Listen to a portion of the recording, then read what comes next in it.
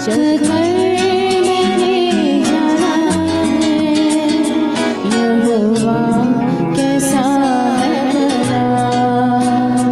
उद्धारकर्ता की शरण में मैं आज धन्य हुई। चख कर मैंने जाना है।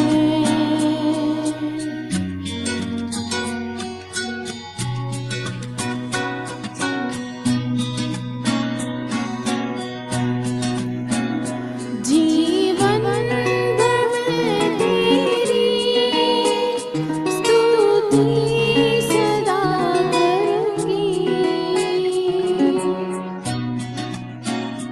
जीवन भर मैं तेरी स्तुति सदा करूंगी। उत्तम पदार्थों से तूने उत्तम पदार्थों से तूने मुझको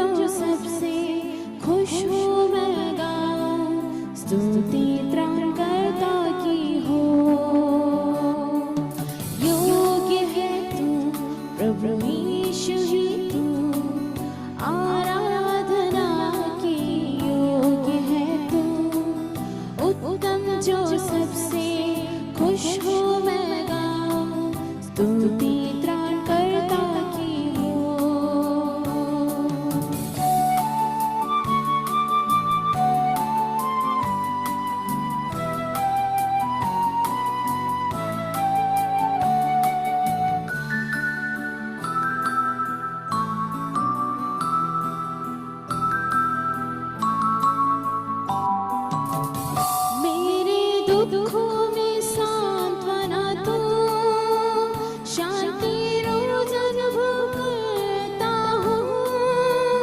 मेरा रक्षक प्रभु यीशु तू, मेरी चट्टान आधार तू। मेरे दुखों में सांत्वना तू, शांति रोज अनुभव करता हूँ। मेरा रक्षक प्रभु यीशु तू, मेरी चट्टान आधार तू। योग्य है तू प्रभु यीशु ही तू, आराधना के योग्य है तू। उत्तम जो सबसे खुश हूँ मैं गाऊं, स्तुति त्राणकर्ता की हो।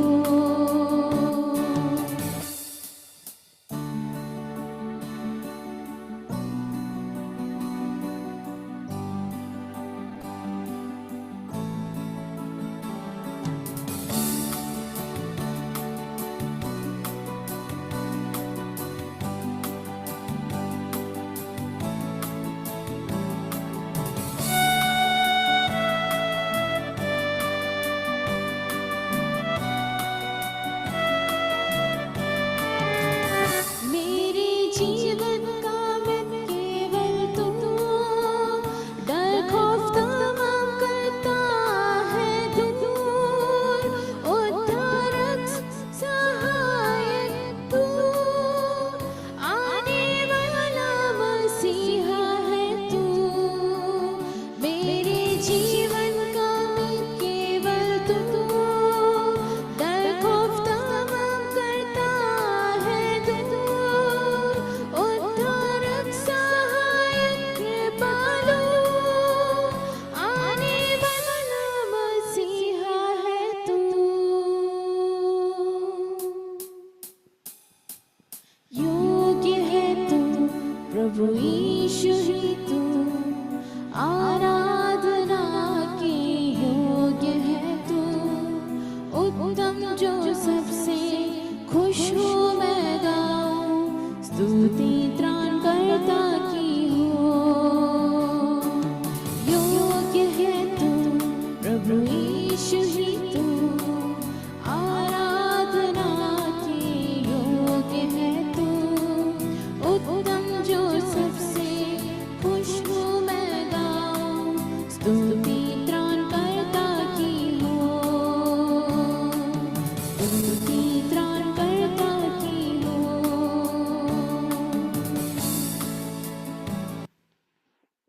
Thank you.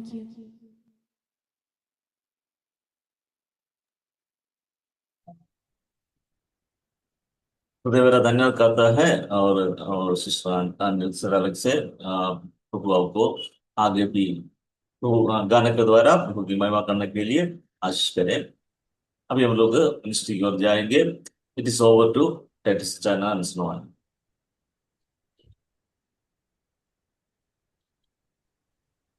Good evening to you all once again in the name of the Lord.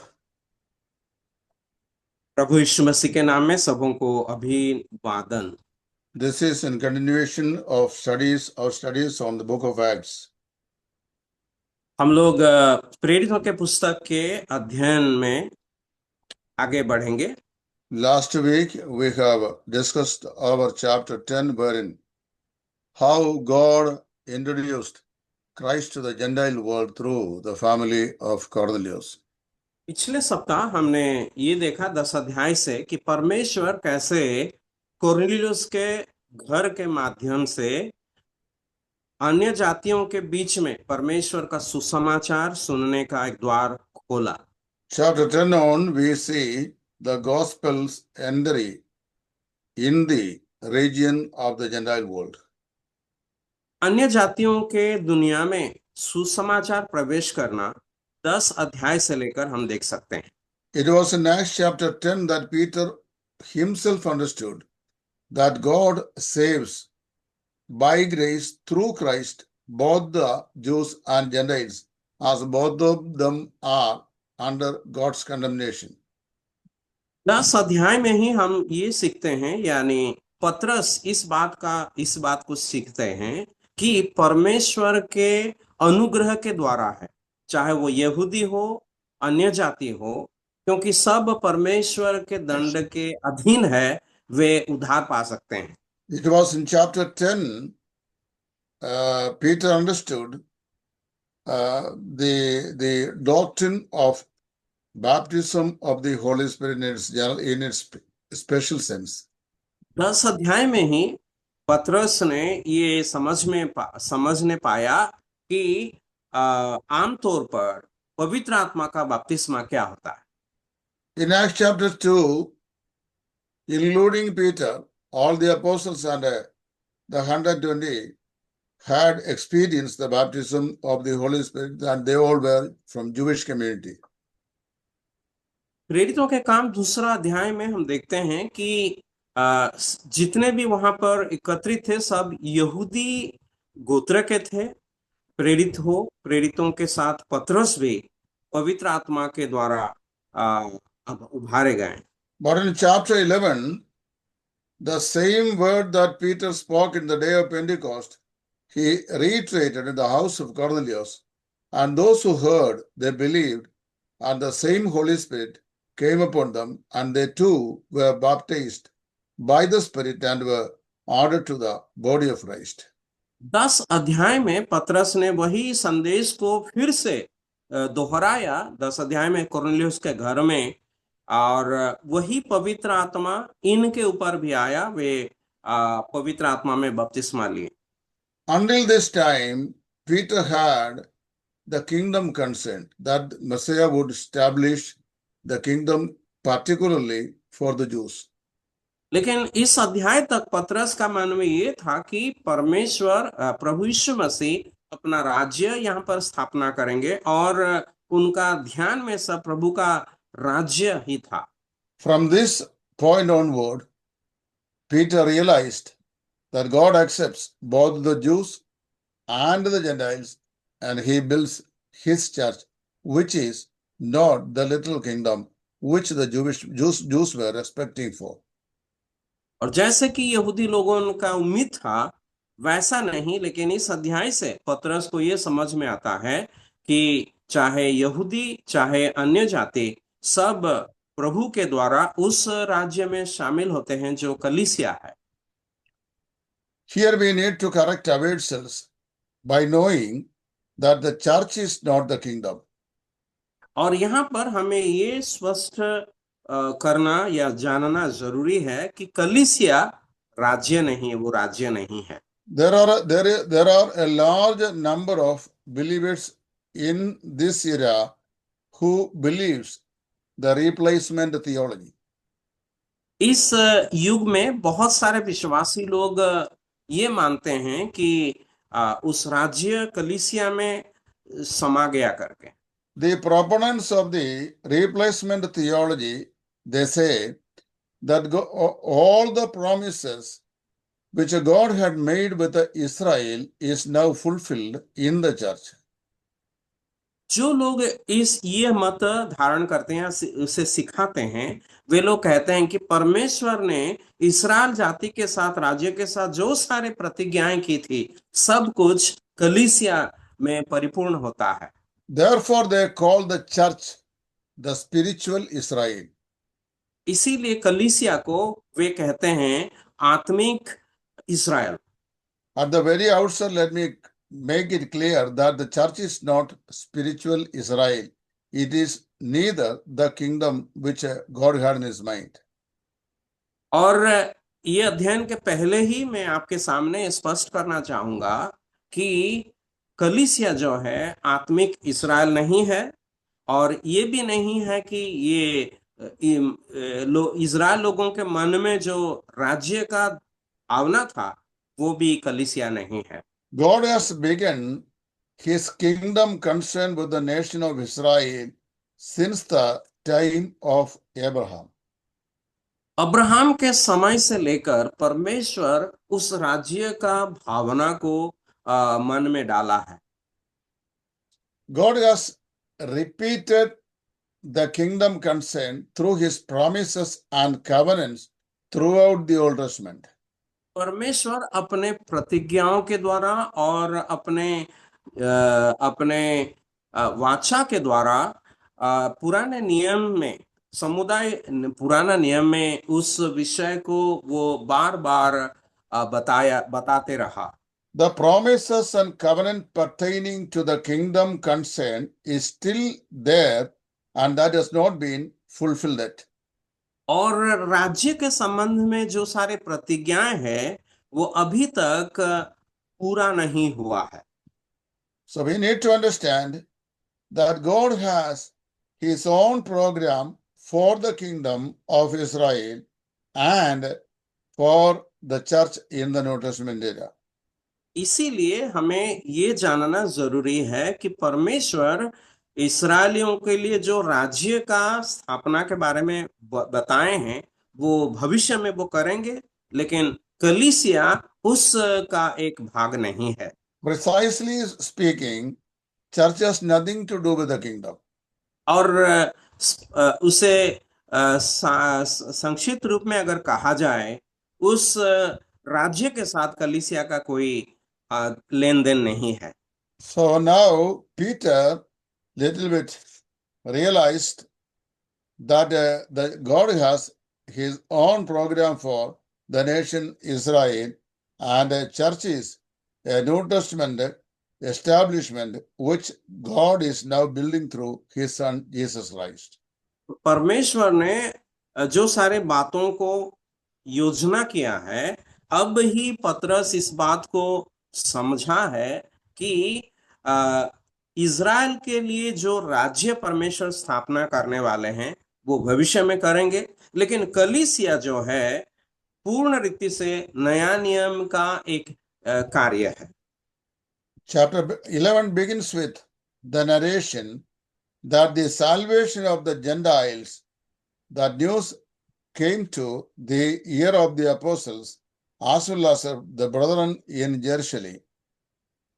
11 अध्याय में एक हम उस विषय से शुरू करते हैं, देखते हैं जहां की यरूशलेम को प्रेरित लोगों का आगमन या विश्वासी लोग अन्य जातियों का आगमन को हम देख सकते हैं। When Peter returned to Jerusalem, those of the circumcision, they questioned him why he had to participate with the Gentile believers, even not only in spiritual matters, but also in food affairs.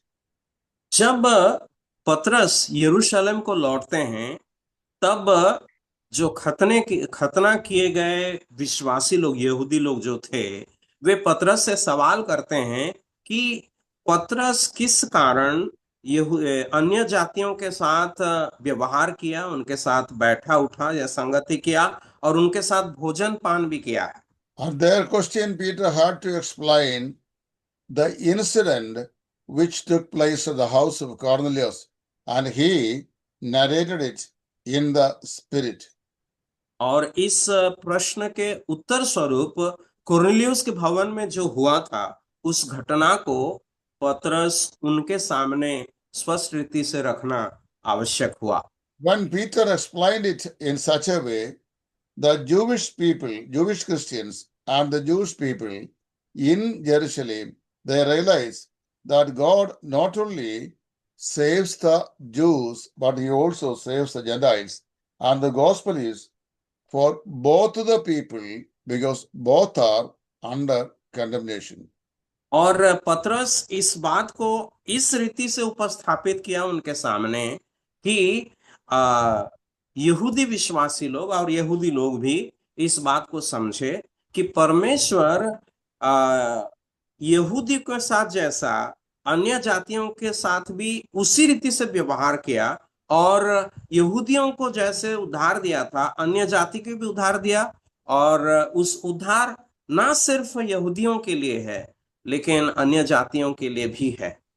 When the Jewish people in Jerusalem, they accepted the Lord Jesus Christ, they thought that that was the time that God would establish his kingdom among Israel or in the midst of Israel. but their understanding was not to the futuristic fulfillment of the prophecy which God gave them. जब यहूदी लोग उद्धार पाए तब उनको उनका मन में ये भावना या ये विचार आया कि प्रभु अपना राज्य को उसी समय स्थापना करने जा रहे थे, लेकिन उनका जो विचार गलत था और उनको ये समझ में आया अभी कि वो जो राज्य का बात है वो भविष्य में होने वाला है। God's program for the kingdom was actually incepted with Israel, and God placed them in history so that through them the whole Gentile world should be brought under the shade of the kingdom. और परमेश्वर ने जो राज्य का विचार या योजना बनाया है वो यहूदियों के साथ ही शुरू किया था, और एक समय यहूदियों को लेकर के ही उस राज्य का स्थापना करेंगे। But the children of Israel, they basically failed in the kingdom concern, whereas they rejected the king. Therefore, the kingdom was postponed and the Gentiles were not being brought under the kingdom. क्योंकि जब प्रभु यीशु मसीह यानी वो राजा दुनिया में आया इजरायलियों के पास, इजरायलियों ने उनके साथ सही व्यवहार नहीं किए, उनको वो प्रत्याख्यान किए, अग्राह्य किए, इसीलिए परमेश्वर जो राज्य स्थापना करने वाले थे उस राज्य स्थापना को थोड़ा सा आगे बढ़ा दिया गया ताकि इसके बीच में अन्य जातियों को प्रभु ग्रहण करेंगे। See, Peter's experience at Caesarea and Paul's revelation of the mystery actually answered these questions. And both experiences proved that both Jews and Gentiles are equally under the condemnation, and both of them, they need the same Savior. कर्नेलियुस को जो दर्शन मिला था और पतरस को भी जो दर्शन मिला था, ये दोनों घटना इसी पे लागू होता है कि अन्य जाति उद्धार का जरूरत और उद्धारकर्ता का Chapter 11 जरूरत है। verses 1 to 18 now speaks about the Jerusalem church accepts the Gentiles. 11 अध्याय के 1 से लेकर 18 तक के वचनों में हम देखते हैं कि यरूशलेम की कलीसिया अन्य जाति के विश्वासियों को ग्रहण करते हैं। From this point, the Jerusalem church began to accept the Gentile believers. और इस समय से यरूशलेम की कलीसिया अन्य जातियों के विश्वासियों को ग्रहण करना शुरू किए। In fact, Jesus had commanded his disciples to begin from Jerusalem. प्रभु यीशु मसीह अपने चेलों से यह कहा था कि यरूशलेम से ही गवाही देना शुरू करना है। When Jerusalem had believed the Messiah would have established his kingdom. अगर यरूशलेम के इजराइल लोग मसीहा पर विश्वास करते हैं तब प्रभु अपना राज्य को स्थापना करते हैं। In this section, Peter explained them that he went to Caesarea not of his own, but as he was told and appointed by the Holy Spirit of God to introduce them the Christ and the gospel. अब पौत्रस यहाँ पर इनको ये बता रहे हैं कि वो अपनी इच्छा से कैसरिया नहीं गए थे, लेकिन जैसे पवित्र आत्मा के द्वारा उन्हें निर्देश दिया गया है उसी रीति से वो कैसरिया को गए और वहां जो सारे घटना हुआ वो प्रभु का काम था। It is in the house of Cornelius, Peter came to know God's program for the church in its real sense. और कोर्नेलियुस के भवन में ही पतरस को ये समझ में आया कि कलीसिया क्या है, उसका सही रूप से उसका अर्थ को वो समझा। See, these believing Jews actually criticized Peter not because they hated the Gentiles, but because they wanted to be faithful to God's revealed will to the nation. और जो यहूदी लोग उद्धार पाए थे वे इस बात को ग्रहण कर नहीं पा रहे थे। इसीलिए नहीं कि वे अन्य जातियों को ग्रहण करना नहीं चाहते हैं, लेकिन परमेश्वर का जो सच्चाई उनके साथ प्रकट हुआ है उसके लिए वे विश्वास योग्य रहना चाहते थे।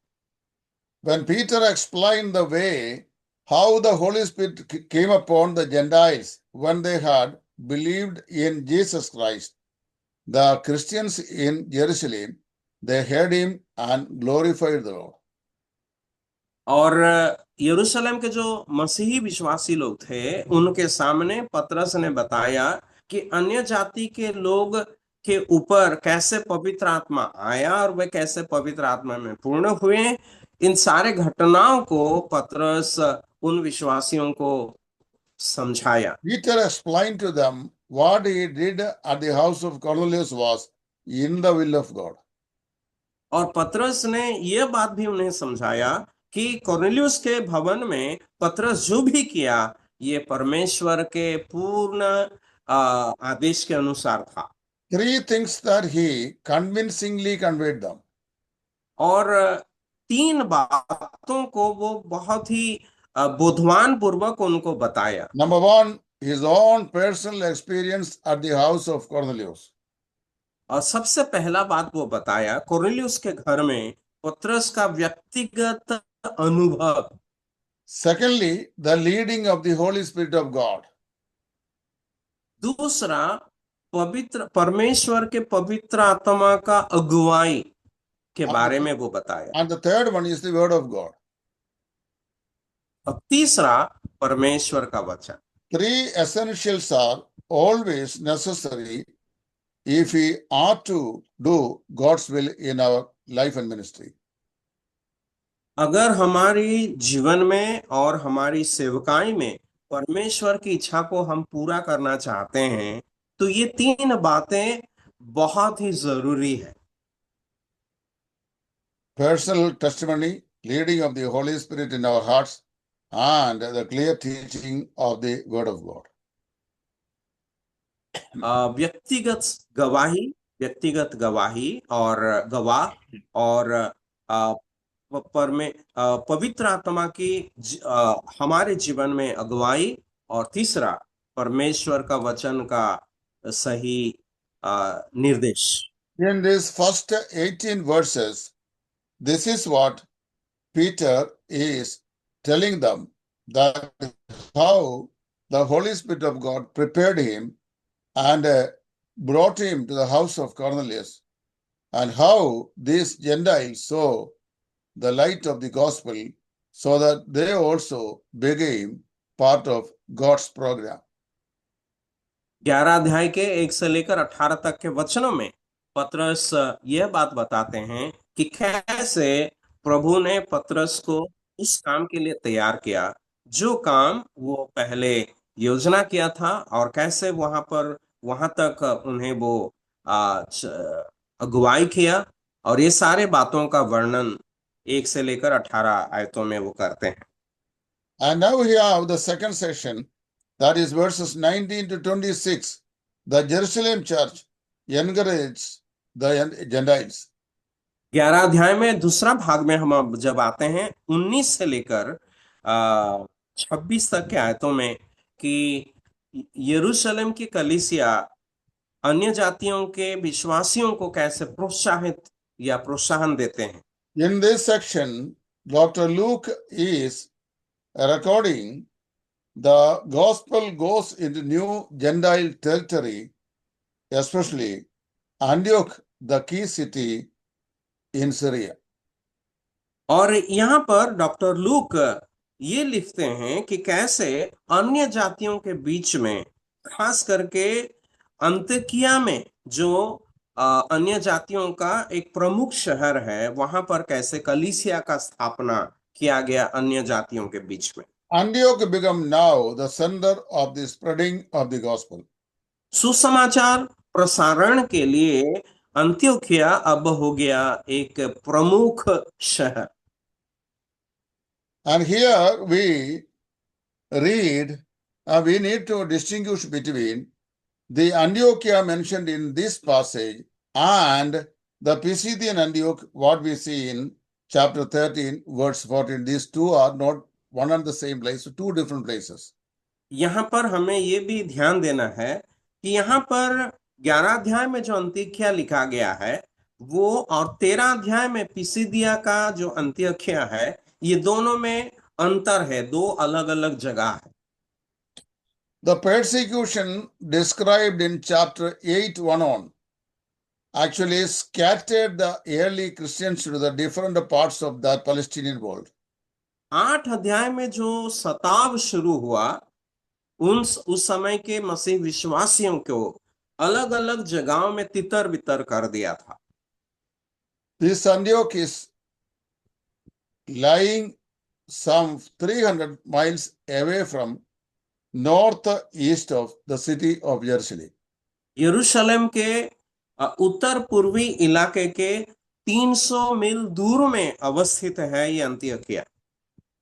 Some disciples, they began to preach the gospel in Antioch. We do not know, we are not certain that who those people were. तो अंताक्या में किसने सुसमाचार प्रचार किया हम नहीं जानते हैं, लेकिन कुछ चेलों ने जरूर किया होगा। What I understand is this scattered Christians from Jerusalem because of the persecution. Some of them they reached to the city of Antioch and began to preach the gospel.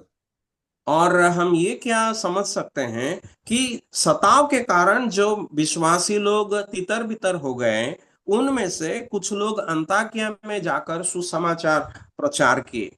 To establish a new local church testimony, the work of an evangelist is not mandatory at all time.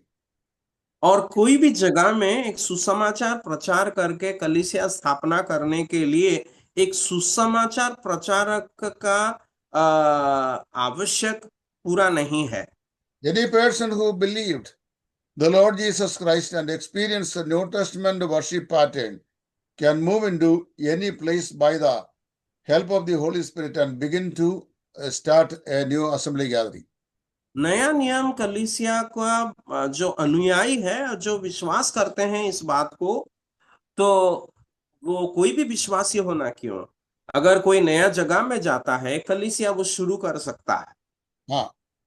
See here actually some Hellenized Jews were also in this city. यहाँ पर कुछ Greek भाषा बोलने वाले विश्वासी लोग जो विश्वासी बने, वे भी उस शहर में रहते थे। As the ministry of the scattered Christians progressed in Syria and Antioch, many Gentile people, they accepted the Lord Jesus Christ, including the Hellenist Jews. और जो लोग ग्रीक लोग यहूदी धर्म लिए थे, वे लोग भी विश्वास किए जब अंताक्या में सुसमाचार फैलाया गया। There was a great revival in the city of Antioch and its surroundings. और अंताक्या और उसके चारे ओर बहुत बड़ा बेदारी आ गया। Many people they came into the grace of God. बहुत सारे लोग परमेश्वर के उस अनुग्रह को चखने लगे। When the church in Jerusalem they heard the new mission that was very much active in the city of Antioch, they sent Barnabas to encourage these new believers in Antioch.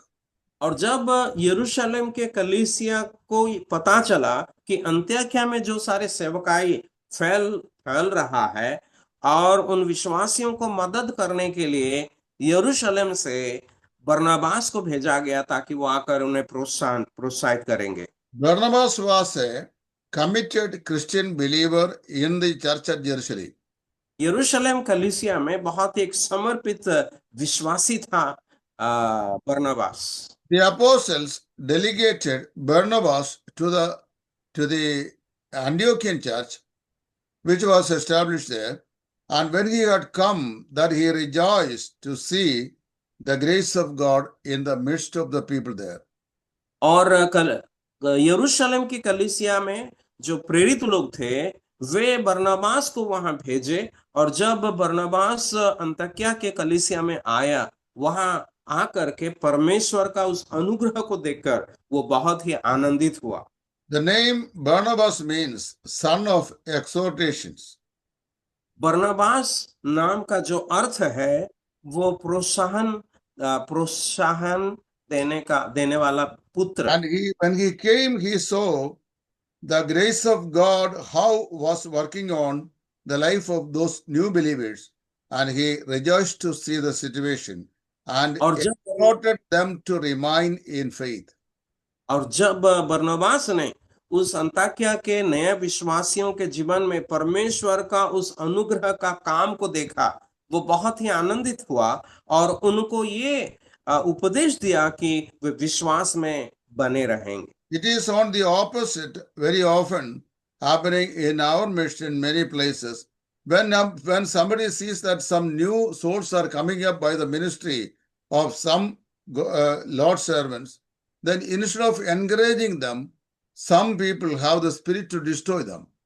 Yes, हमारे बीच में जो हो रहा है उसका पूरा विपरीत में, जब कोई प्रभु के सेवक के द्वारा कुछ विश्वासी लोग प्रभु में आते हैं और उनको देखकर वे आनंदित क्या होंगे, उनको प्रोत्साहित करने के विपरीत में वे उनको इतर बितर कर देते हैं। We should have the spirit of exhorting the saints to stand straight in the faith.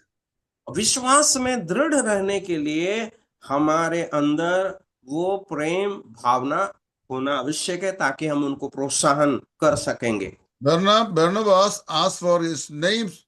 He was a son of consolation.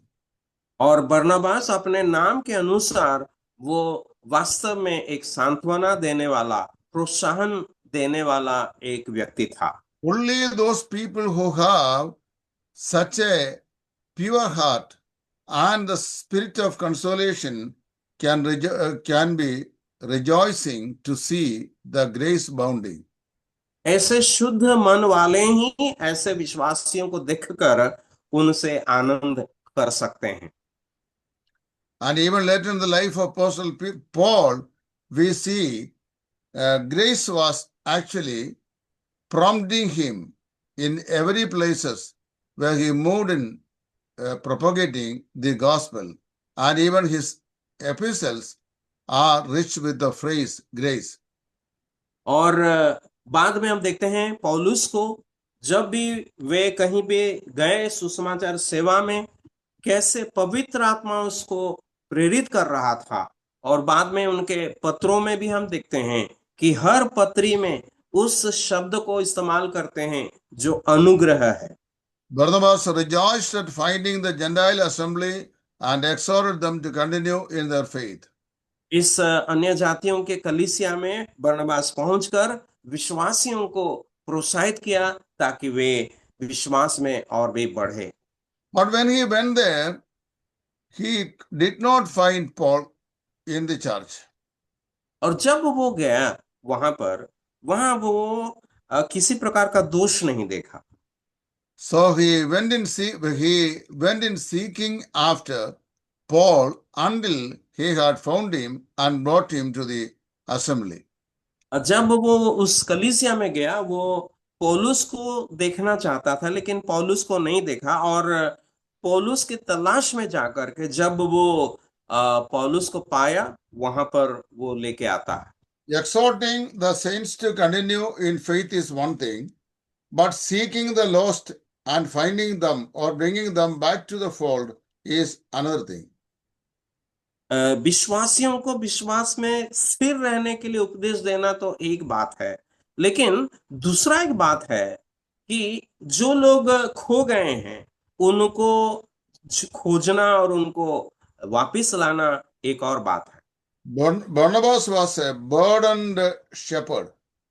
और बरनबास जो है ऐसी ही बोझ उठाने वाला एक चरवाहा था। When he came to Antioch, he noticed somebody was missing from the congregation. और जब वो उस कलीसिया में गया, देखा कि एक व्यक्ति वहां पर नहीं है। What is the sign of a good shepherd? एक अच्छा चरवाहा का चिन्ह क्या होता है? A good shepherd will always seek and find that which is lost. एक अच्छा चरवाहा हमेशा जो खो गया है उसे खोजेगा और पाएगा। We read the story of a shepherd who had 100 sheep and lost one out of them. हम उस चरवाहा के बारे में पढ़ते हैं जिसके पास 100 भेड़ें थी और एक उसमें से खो गया था। What was now in the fold was 99, and the lost was only one. But he left all the 99 back at the fold and flock, and then he went in seeking that which was lost. झुंड में सिर्फ 99 हैं, एक कमी है और उन 99 को छोड़कर वो एक भेड़ को खोजने के लिए और उसे बचाने के लिए, उसे लाने के लिए वो चल पड़ा। Sad to say, many of our so-called shepherds do not have this quality in these days. ये बहुत ही दुखद बात है कि हमारे बीच में बहुत सारे ऐसे जो नामधारी चरवाहा है, उनके दिल उनमें इस प्रकार का एक हृदय नहीं है। Their taboo is that those gone are gone. Let them go. That और is. उनका मानना यह है जो गए उनको जाने दो, जो है वो काफी है। Those who want to come for worship, let them come. We are not, concerned about them. जो लोग आराधना करने के लिए आते हैं उनको आने दो और जो नहीं आना चाहते हैं छोड़ दो उनको। If the shepherd is God appointed, he will have always the burden for the lost until that he'll have to find the lost and brought him back to the flock. जब तक एक चरवाहा का हृदय में उस बोझ नहीं है, अच्छा अगर बोझ है तो जब तक उस खोया हुआ व्यक्ति को वो नहीं पाता है तब तक उसे वो ढूंढता रहेगा, जब पाएगा उसे आनंद के साथ ले आएगा। So Barnabas went in search of Paul, who was missing from the congregation, and he found him and brought him back to the fellowship. कलीसिया में जो नहीं था उस पौलुस को खोजने के लिए बरनबास चला गया और वो उसे जब पाया उसे लेकर के कलीसिया में वो फिर आता है। And when he was brought back to the congregation, Barnabas stayed with Paul for about an year and confirmed the believers in the Lord Jesus Christ and the Word of God. और जब पौलुस को वो साथ में लेकर आया, पौलुस के साथ मिलकर वो सेवा किया और विश्वासियों को परमेश्वर के वचन में दृढ़ करने के लिए और भी वो इस्तेमाल हुआ। This should be the example that we, the Christian shepherd, should follow in all the days of our ministry. हम मसीही चरवाहों के रूप में हमारे लिए ये अच्छा एक नमूना है जिसके अनुसार हमें हमारे हर एक दिन करना आवश्यक है। From this point on, God has replaced Paul for Peter, and Peter's ministry is almost come to its closer, and then Paul is emerging in a wide spectrum for the gospel ministry.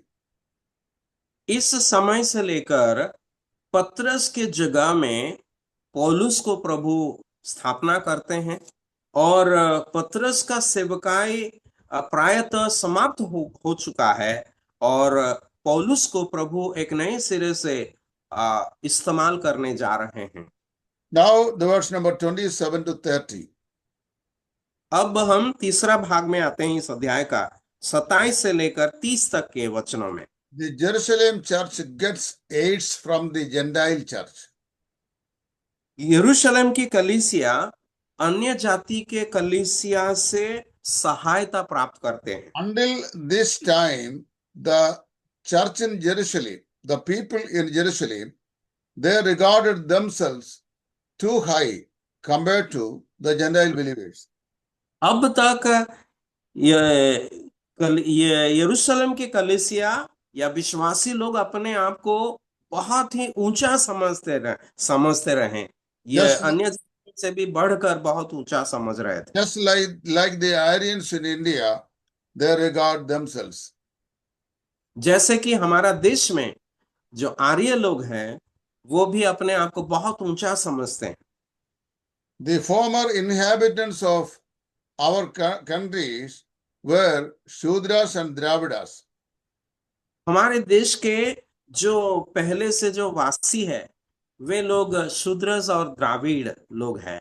But these people injected in the mind of these people that Brahma had created the highest class of Brahmins from his head, and therefore there should be these Shudras, Vaishyas, and all other people are created from the lower part of the Brahma, whereas the ruling party should always be the Aryas. और कैसे भी करके ये लोगों सबके मन में ये विषय डाला कि ब्रह्मा के सिर से जो ऊंचे जात के लोग जन्मे हुए हैं और बाकी सब लोग उस ब्रह्मा के निचला शारीरिक अंग से जन्म हुए हैं। इसीलिए जो लोग नेतागिरी करेंगे, जो लोग राज्य करेंगे, वे लोग जो सिर से जन्म हुए हैं। By this time, there was a great famine in the land of Judea. ऐसे समय में यहूदा प्रदेश यहूदिया में एक बहुत बड़ा अकाल पड़ा। This famine was quite important. और ये बहुत ही महत्वपूर्ण था। And it was in this famine background, the Gentile churches had collected some aids and sent it to the saints in Jerusalem through these apostles. तो जब अकाल पड़ा, लोगों को सहायता का जरूरत हुआ, तो ये जो अन्य जाति के कलीसिया बहुत ही आर्थिक सहायता जो वे लोग जमा किए, इकट्ठा किए और यरूशलेम कलीसिया को, यहूदी विश्वासियों को भेजे। This financial assistance by the hands of Gentiles were directed toward the poor saints in Jerusalem. यरूशलेम में जो गरीब विश्वासी थे उनको देने के लिए ये आर्थिक सहायता अन्य जाति के कलीसिया के द्वारा लाया गया। The pattern of giving in Acts 2:44-45 and 31-35 does not apply in the local churches of today. प्रेरितों के काम 2 अध्याय के आखिरी भाग में जो देने का बात दिया गया है, दान का बात, वो आज कलीसिया के लिए लागू नहीं होता है। In chapter 2, verses 44 down, we read that they counted everything common in the apostolic days. प्रेरितों के दिनों में प्रेरित 2 का 44 से नीचे हम देखते हैं सब कुछ वे आम संपत्ति करके वे लोग सोचने लगे। But this pattern did not continue for long. लेकिन वो जो प्रणालिका या यो धारा हमेशा के लिए वो टिका नहीं रहा। When we come to this Antioch church and the churches of the Gentiles, we come to know that each believer had their own properties into their own ownership, and they shared in what God had given them. और लेकिन 11 अध्याय से लेकर जब हम अंत्योकिया के कलीसिया और अन्य जातियों के जो अलग कलीसियाएं हैं, वहां देखते हैं कि सब विश्वासियों के अपना अपना संपत्ति था और वे उस संपत्ति को अपना ही मानते थे, लेकिन उसमें से कुछ दान वे प्रभु के लिए देते थे। However, this untimely famine that happened in the Judean region broke down all the existing barriers between the Jewish Christians and the Gentile believers. और अभी जो अकाल आ गया अचानक, यहूदी और अन्य जाति विश्वासियों के बीच में बहुत बड़ा एक समस्या लाया। And this actually, by the distribution of this fund which they have collected for the poor believers in Jerusalem, with this narration, Luke closes chapter 11 and then gives us an implication about the close of Peter's ministry by chapter 12, wherein we find the last ministry of Peter in the book of Acts of the Apostles. और ये यरूशलेम में जो गरीब विश्वासी लोग थे उनके प्रति वो सहायता अन्य जाति के कलीसिया के द्वारा दिया जाने के बात कहकर डॉक्टर लूक ने प्रेरितों के काम 12 अध्याय में पतरस को उस आखिरी सेवा को के बारे में उल्लेख करते हैं जहां पर उनका सेवा समाप्त होता है। God willing, we'll have to learn 4 important titles in chapter 12 next week. और प्रभु की इच्छा होने से हम 12 अध्याय से 4 अलग अलग विषय को महत्वपूर्ण बातों को उस अध्याय से सीखने जाएंगे। Number one is power of Satan. और सबसे पहला शैतान का जो सामर्थ, Number 2, the power of prayer. और दूसरा प्रार्थना का सामर्थ, Number 3, the power of God's wrath. और तीसरा परमेश्वर का क्रोध का सामर्थ, And the fourth is the power of God's hand. और चौथा परमेश्वर का हाथ का सामर्थ। We will meditate it upon, God willing, in the next week. परमेश्वर की इच्छा हो तो अगला सप्ताह इस बात को हम ध्यान करेंगे। Thank you all. धन्यवाद। Thank you sir. I'm thankful to Ted Stan and Sonia Henry. आज गाना के द्वारा जो लोग को अपनी बढ़ोतरी की ओर लेके गया एड्स को देवरा धन्यवाद करते हैं। उसके पहले प्रार्थना के द्वारा हम लोग अगुवाई के शिव भाई से देवरा धन्यवाद करते हैं। अभी हम लोग प्रार्थना करके इस सभा को खत्म करेंगे। भाई गणेश अगस्टिन से अनुरोध है, कृपया प्रार्थना में जोड़ कीजिए। भाई गणेश अगस्टिन।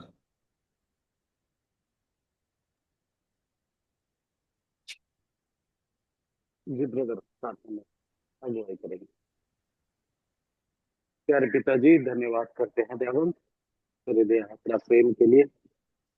एक सुंदर रीति से प्यार परमेश्वर, हम लगातार तेरे वचन की गहराइयों को और कई ऐसी बातें जो प्रभु जी हम लोग देख पाते हैं प्यार परमेश्वर, अंताकिया और यरूशलेम कलीसिया के बारे में प्यार परमेश्वर हम धन्यवाद करते हैं प्यार परमेश्वर जो अद्भुत रीति से तूने जो कार्य किया अन्य जातियों के बीच में भी प्यार परमेश्वर, और बहुत ही अच्छे सुजोश के साथ प्यार परमेश्वर तूने प्रभु जी पतरस को भी इस्तेमाल किया, पौलुस को भी तो इस्तेमाल किया और बरनबास को भी इस रीति से बेहतर रीति से जो इस्तेमाल किया प्यार परमेश्वर। और इस रीति से प्यार परमेश्वर तेरी कलीसिया अद्भुत रीति से जो बढ़ पा रही थी प्रभु, हम इन बातों के लिए धन्यवाद करते हैं प्यार पिता जो इस रीति से तू यहाँ तक अपने कलीसिया को लगातार बढ़ाता है प्रभु जी। और जैसा कि तेरे दास एक बातें को बता रहे थे प्यार परमेश्वर, हम उन प्रभु जी एक जन भी जो खो जाते प्रभु उसे ढूंढने और उन्हें अपने की जरूरत है प्यार परमेश्वर, और देवन तो सुधी लेना और प्यार परमेश्वर इसी भांति आगे बढ़ने में भी मदद करना प्रभु तेरी दया दृष्टि हो। धन्यवाद करते हैं प्यार परमेश्वर जो तेरे वचन और तेरी बातों के सुनने और जानने के लिए और तेरे किए गए कार्य को एक बार फिर से गौर करने के लिए कि तूने हम सभी को तेरे दास के द्वारा प्यार परमेश्वर सुंदर तरीका से हम सभी को मिला प्रभु। धन्यवाद करते हैं हम सभी के जीवन में इन बातों को गौर करने के लिए और परखने के लिए और हर एक बातों के अनुसार तेरी इच्छा के अनुसार से लगातार बढ़ने के लिए मदद करते हो और बेहतर रीति से तो अपने दास को इस्तेमाल करते हो और बेहतर रीति से जानने समझने में हम सभी को मदद करना चाहते हैं। तेरी दया दृष्टि हो। धन्यवाद करते शुरू से अंत तक तूने हम सभी को मदद किया, हर एक नेटवर्क और हर एक विधि व्यवस्था तेरे अगुवाई मार्गदर्शन में रहा तुझे धन्यवाद करते पिता तेरी महिमा यीशु प्रभु के नाम में आमीन।